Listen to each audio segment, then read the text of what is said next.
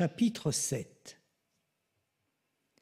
Les pharisiens et quelques scribes venus de Jérusalem se réunirent auprès de Jésus et voient quelques-uns de ses disciples prendre leur repas avec les mains impures, c'est-à-dire non lavées. Les pharisiens, en effet, comme tous les Juifs, se lavent toujours soigneusement les mains avant de manger, par attachement à la tradition des anciens. Et au retour du marché, ils ne mangent pas avant de s'être aspergés d'eau. Et ils sont attachés encore par tradition à beaucoup d'autres pratiques, lavage de coupes, de carafes et de plats. Alors les pharisiens et les scribes demandèrent à Jésus: « Pourquoi tes disciples ne suivent-ils pas la tradition des anciens? Ils prennent leur repas avec des mains impures. » Jésus leur répondit: « Isaïe a bien prophétisé à votre sujet, hypocrite, ainsi qu'il est écrit. Ce peuple m'honore des lèvres, mais son cœur est loin de moi. C'est en vain qu'ils me rendent un culte. Les doctrines qu'ils enseignent ne sont que des préceptes humains. Vous aussi, vous laissez de côté le commandement de Dieu pour vous attacher à la tradition des hommes. » Il leur disait encore: « Vous rejetez bel et bien le commandement de Dieu pour rétablir votre tradition. En effet, Moïse a dit: « Honore ton père et ta mère. » Et encore: « Celui qui maudit son père ou sa mère sera mis à mort. » Mais vous, vous dites: « Supposons qu'un homme déclare à son père ou à sa mère: « Les ressources qui m'auraient permis de t'aider sont korban, c'est-à-dire dons réservés à Dieu. » Alors vous ne l'autorisez plus à faire quoi que ce soit pour son père ou sa mère. Vous annulez ainsi la parole de Dieu par la tradition que vous transmettez. Et vous faites beaucoup de choses du même genre. Appelant de nouveau la foule, il leur disait: « Écoutez-moi tous et comprenez bien.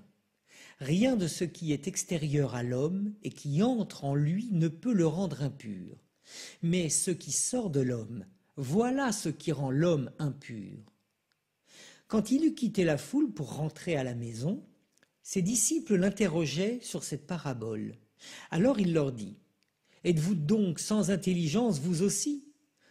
Ne comprenez-vous pas que tout ce qui entre dans l'homme, en venant du dehors, ne peut pas le rendre impur, parce que cela n'entre pas dans son cœur, mais dans son ventre pour être éliminé?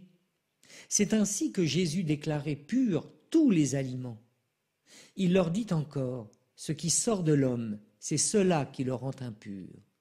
Car c'est du dedans, du cœur de l'homme que sortent les pensées perverses, inconduites, vol, meurtre, adultère, cupidité, méchanceté, fraude, débauche, envie, diffamation, orgueil et démesure.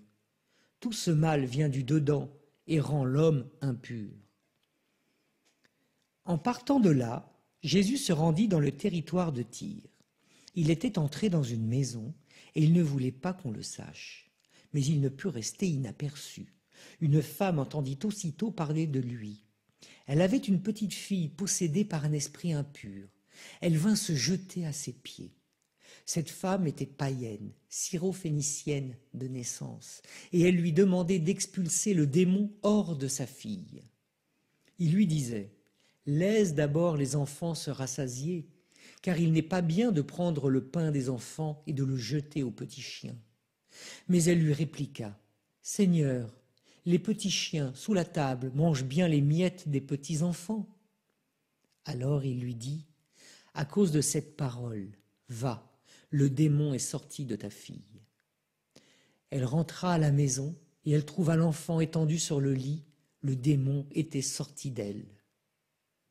Jésus quitta le territoire de Tyr, passant par Sidon. Il prit la direction de la mer de Galilée et alla en plein territoire de la Décapole. Des gens lui amenèrent un sourd qui avait aussi de la difficulté à parler et supplie Jésus de poser la main sur lui. Jésus l'emmena à l'écart, loin de la foule, lui mit les doigts dans les oreilles et, avec sa salive, lui toucha la langue. Puis, les yeux levés au ciel, il soupira et il lui dit: « Ephata », c'est-à-dire « ouvre-toi ». Ses oreilles s'ouvrirent. Sa langue se délia et il parla correctement. Alors Jésus leur ordonna de ne rien dire à personne. Mais plus il donnait cet ordre, plus ceux-ci le proclamaient. Extrêmement frappé, il disait « Il a bien fait toutes choses, il fait entendre les sourds et parler les muets.